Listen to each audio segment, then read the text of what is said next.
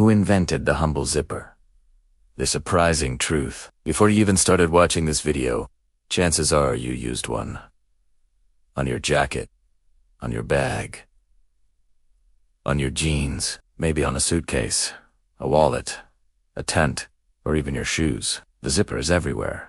So familiar we barely notice it. It has no batteries, no screen, no Wi-Fi, no software. And yet, it's one of the most transformative inventions in human history, quietly shaping the way we dress, travel, work, and live. But here's the twist.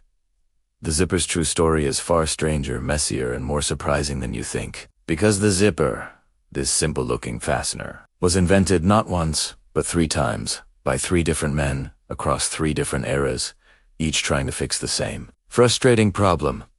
How do you connect 2 pieces of fabric quickly, reliably, and with one hand? To uncover the zipper's secret history, we have to travel back to the mid-1800s, to a world of buttons, hooks, clasps, and laces. Clothing back then wasn't just inconvenient. It was a daily battlefield. Soldiers struggled to secure boots in harsh weather. Women spent exhausting minutes tightening corsets and fastening dresses. Children fumbled with tiny buttons. Even wealthy gentlemen paid servants to button their elaborate outfits. Closing clothes was slow, clunky, and sometimes comically impossible. And that's where our first hero enters the story.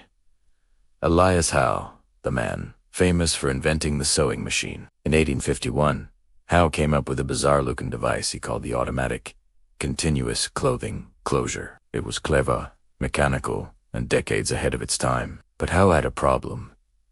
He was already becoming a legend for the sewing machine, and he was so focused on defending that invention from legal battles that his clothing closure barely left the prototype stage.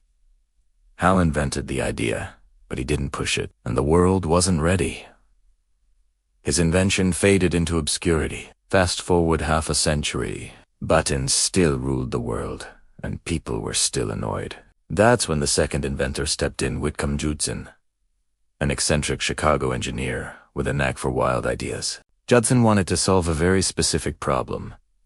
How do you fasten shoes without bending over? His solution was the clasp locker, a tangled system of hooks and sliders that looked more like a tiny railroad track than anything you'd wear. It barely worked, jammed constantly, and broke easily. But Judson was a salesman. He promoted his invention at the 1893 Chicago World S Fair, the same fair that introduced the Ferris wheel, the moving walkway, and early electrical wonders. Yet even with the world watching, Judson's invention still flopped.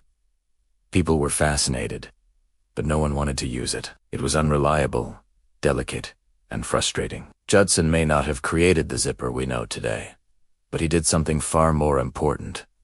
He founded a company to keep improving it. That company was called the Universal Fastener Company, and it was about to hire a man who would change everything. Entered the true hero of this story, Gideon Sundback, a Swedish-American electrical engineer who joined Judson's company in the early 1900s.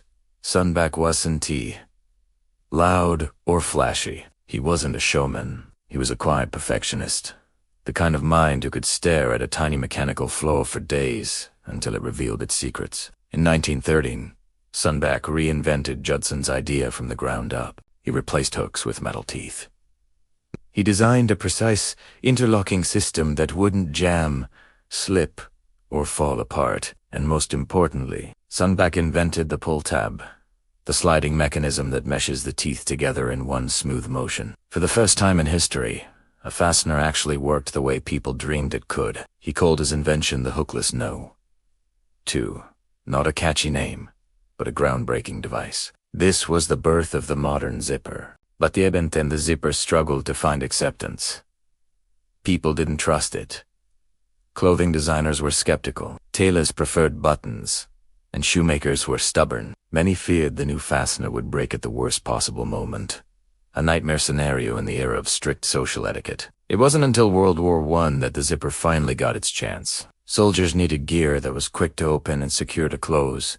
Tobacco pouches, money belts, bags, boots. Sundback's zipper was the perfect solution. When the war ended, Returning soldiers brought home stories of this strange new fastener that worked better than anything they'd ever used. Then came the moment that changed everything.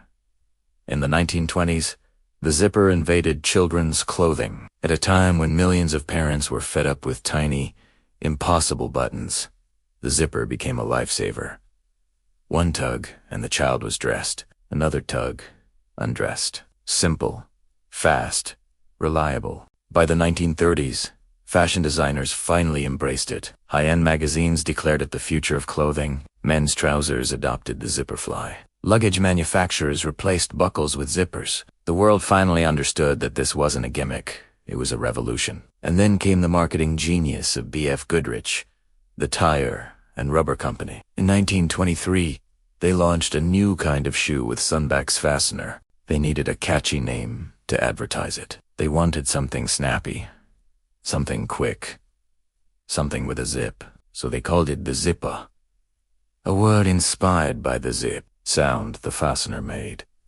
That sound became the zipper's identity. The name was unforgettable, and it stuck permanently. From that moment forward, the zipper wasn't just a device.